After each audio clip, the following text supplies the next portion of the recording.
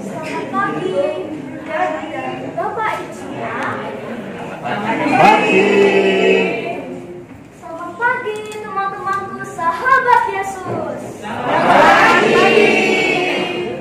Kali ini saya Nada dari paroki Pringelayan yang bersekolah di SDK Saktimul Yogyakarta mau bertutur tentang kisah Daniel Tikusnya yang diambil dari kitab Daniel bab 6 ayat 1 sampai 29. Nah, teman-teman, begini kisahnya. Kala itu kerajaan Media dipimpin oleh Raja Darius. Raja Darius mengangkat banyak wakil raja dan para pejabat tinggi sebagai atasan langsung para wakil raja itu. Salah satu dari 3 pejabat tinggi itu bernama Daniel. Daniel seorang yang bijaksana. Dia jujur, cerdas, taat kepada Allahnya, rajin berdoa 3 kali sehari, dan setia pada raja. Karena hal itu, raja sangat mengunggulkan Daniel dan berencana untuk menjadikannya sebagai pejabat tertinggi di kerajaannya. Hal ini membuat cemburu para pejabat kerajaan lainnya. Mereka menyusun siasat jahat untuk menggagalkan rencana raja. Saudara-saudara, kita harus menemukan kesalahan Daniel dalam urusan kerajaan. Tapi, apakah alasannya ya? Bagaimana dalam hal ibadahnya kepada Allah? Nah, ayo kita ajukan peraturan yang ditandatangani raja agar tidak bisa dibatalkan siapapun.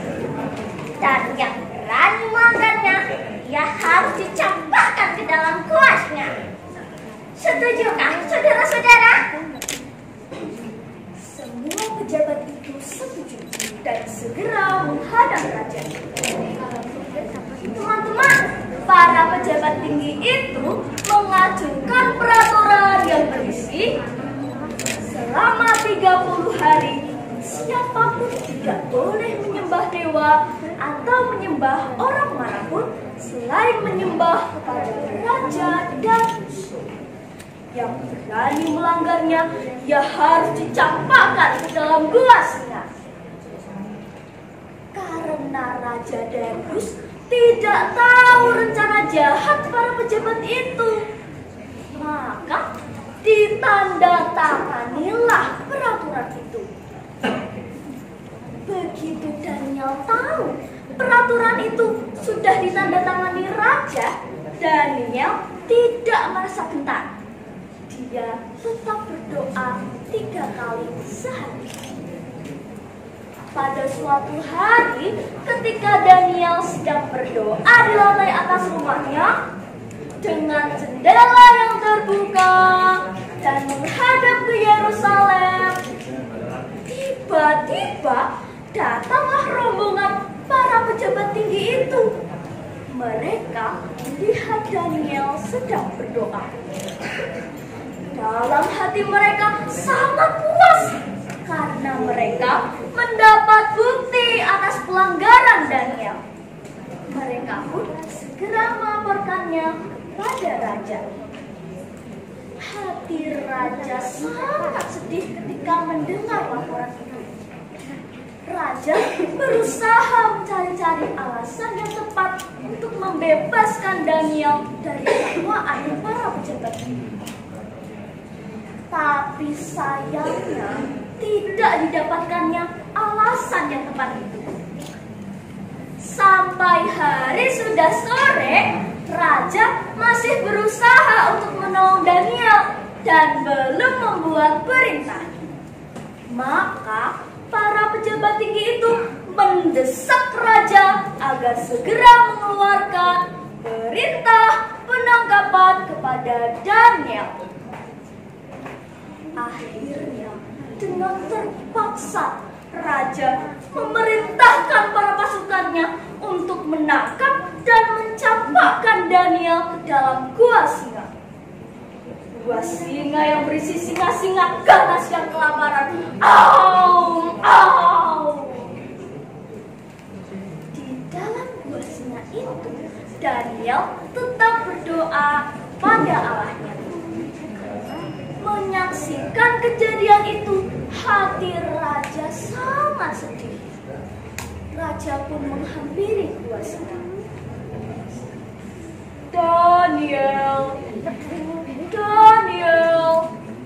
semoga Allah yang kau sembah dapat menyelamatkanmu. Kemudian teman-teman, gua singa ditutup dengan batu yang sangat besar dan dicap dengan cincin raja dan bangsawan. Kemudian dengan sedih, raja pun pulang kembali ke istana.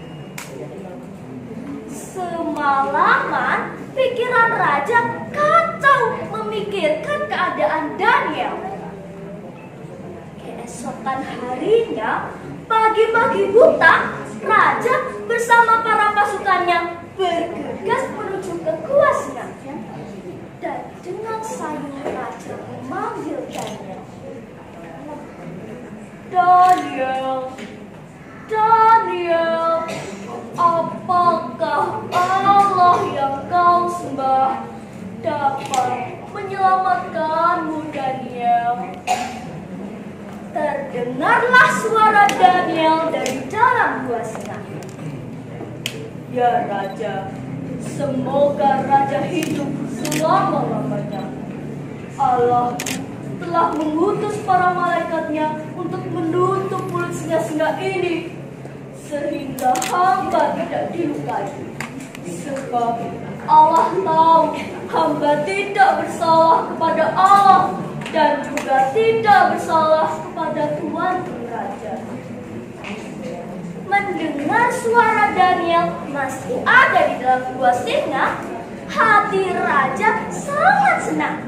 Raja segera memerintahkan para pasukannya untuk menarik keluar Daniel dari dalam gua singa.